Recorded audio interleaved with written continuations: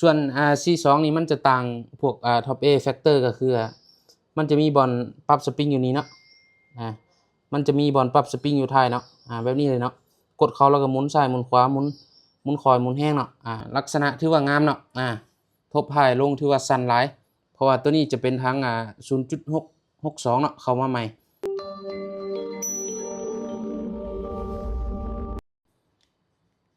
สบายดีเนาะสบายดีไอ้น้องสายลาเนาะมื้อนี้เราได้เครื่องมาสุดหนึ่งเนาะตัวนี้เราจะมารีวิว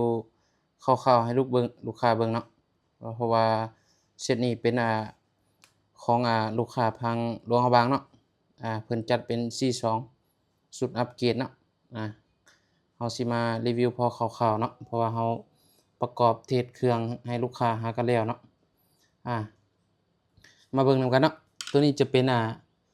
สุด C2 เนาะเป็นสุดอัปเกรดของ C2 เนาะเราจะเปลี่ยนพวกดอกวาล์วเปลี่ยนสปริงเป็นสปริงของแท้เนาะเปลี่ยนเป็นของแท้ให้ส่วนแหลกลูกค้าเปลี่ยนเป็นแหลก24แวนเนาะแหลก24แวนส่วนถังหลายคนในวงการ PCP น่าจะบ่เคยเห็นเนาะเพราะว่าตัวนี้จะเป็นถัง0.662 เนาะเข้ามาใหม่ถังคาร์บอน 0.62 เข้ามาใหม่เนาะถังแม่นตุ้ยเนาะถังแม่นตุ้ยสั้นแล้วก็ลูกค้าเพิ่นสั่งมาแต่นอกโดยเฉพาะเนาะถังตัวนี้ขนาดแม่น0.62 เนาะขนาด 0.62 ลักษณะถือว่างามเนาะทบท้ายลงถือว่าสั้นหลายเพราะว่าลูกค้าเพิ่นว่ามักน้อยแล้วก็บรรจุลมได้หลายเนาะเพิ่นมักสเปคนี้เนาะบรรจุลมได้หลายมักเข้าป่าแบบสะดวกเนาะเพราะว่าเก็บเสียงตัวนี้ก็ถอดได้เนาะแต่ถ้าสมมุติเฮาใส่ถัง0.62 เนาะเฮาจะได้เปลี่ยนเป็นใส่บ่ได้ใส่ขอบลำเนาะตัวนี้จะเป็นเหล้าของ16 มิลเนาะเป็นยี่ห้อของSuper X เนาะเหล้าเป็นยี่ห้อของ Super X เก็บเสียงตัวนี้จะบ่มีเกี่ยวเนาะมีน็อตยึดปลายเลยมีน็อตยึดปลายใส่กับขอบลำ16 มิลเนาะหรือว่าเหล้า16 มิลใส่ได้เลยเนาะเพราะว่ามันจะมีกึ่งโอลิงเนาะรับห้องลมบ่หัวหลังเนาะลมบ่หัวหลังเพราะว่าเฮาแก้เฮาเทสให้เรียบร้อยเนาะส่วน C2 นี่มันจะต่างพวกTop A Factor ก็คือมันจะมีบอลปรับสปริงอยู่นี้เนาะมันจะมีบอลปรับสปริงอยู่ท้ายเนาะแบบนี้เลยเนาะกดเข้าแล้วก็หมุนซ้ายหมุนขวาหมุนคอยหมุนแห้งเนาะเพราะว่าแต่ละรุ่นส่วนปรับความแห้งมันจะอยู่ในเนาะพบท้ายแล้วมันจะมีบอลน็อตปรับสปริงอยู่ตัวในเนาะส่วนตัว C2 มันจะมีปรับอยู่นอกโดยเฉพาะเนาะท้ายก็จะเป็นท้ายสื่อทรง L เนาะทรง L ตัวนี้จะเป็นเล็กเนาะใส่กับยางขอบ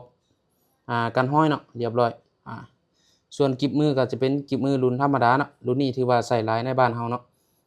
ใส่หลายในบ้านเฮาเหมาะมือเนาะนี่จับดิวกลางก็อยู่บนนี้เนาะนี่ดิว C ก็อยู่นี่เป็นลักษณะนี้เนาะ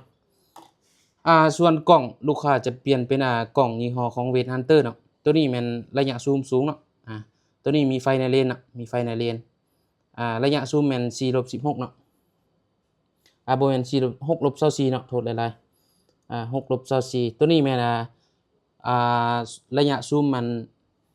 6-24เส้นเร่งแม่นขยายตามกำลังซูมเนาะเขาเอิ้นเนาะขยายตามกำลังซูมมันจะมีจำมิดตรงกลางเนาะมีไฟในเลนอีก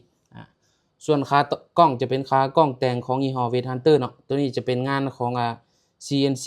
ลงสีฮ้อนเป็นสีแดงแบบนี้เนาะลูกค้าบ่ได้สนใจขากล้องตัวนี้ก็สามารถทักได้เนาะร้านเขาก็มีขายแยกคือกันแต่สุดแต่งพอคร่าวๆนี่ราคาถือว่าอยากสูงเนาะส่วนถังนี่ก็ถือว่านักเติมเนาะราคาถังเนาะมันจะเทียบใส่กับถัง 0.3 เนาะราคาเดียวกันกับ 0.3 ลิตรเนาะถังตัวนี้ราคาถือว่าอยากสูงหลายตัวนี้แม่นลูกค้าทางหลวงพระบางเพิ่นจัดเรียบร้อยเนาะจัดเรียบร้อยตัวนี้แม่นตัวปรับสปริงดอกวาล์วเนาะปรับสปริงดอกวาล์วส่วนโหมดของC2 จะใส่ได้13นัดเนาะใส่ได้13นัดเป็นโหมดล็อกได้เนาะเป็นโหมดล็อกได้เป็นโหมดล็อกได้เด้ถือว่า C2 นี่ หาก็เข้ามาวางท้ายปี2026นี้เนาะวางท้ายปี2025เนาะโทษหลายๆเข้ามาท้ายปีเครื่องหาก็นำใส่เนาะงานถือว่าเป็นงานละเอียดเนาะเป็นงานของไส้งอนแท้เนาะเป็นงานของไส้งอนงานของไส้งอนแท้ส่วนขากล้องจะมีน้ำเทียงเนาะนี่มีน้ำเทียงแหลกก็จะเป็นแหลก24แวนเป็นแวนของโมมิอาเนาะส่วนเกวัดลมมันจะวัดเป็นPSI เนาะตัวนี้วัดเป็น PSI ปกติแหลก8แวนจะมีMPa เนาะคือ10 MPa 20 MPa 30 MPa ตัวนี้จะวัดเป็น PSI โดยเฉพาะเนาะเกวัดลมตัวนี้สำหรับลูกค้าผู้ใดสนใจเราสามารถแต่งให้ได้อีกสุดหนึ่งเนาะเครื่องยังบ่หลายแล้วมักสเปคนี้ว่าซั่นซะแต่งบต้องถึงเนาะงบต้องถึงเพราะว่า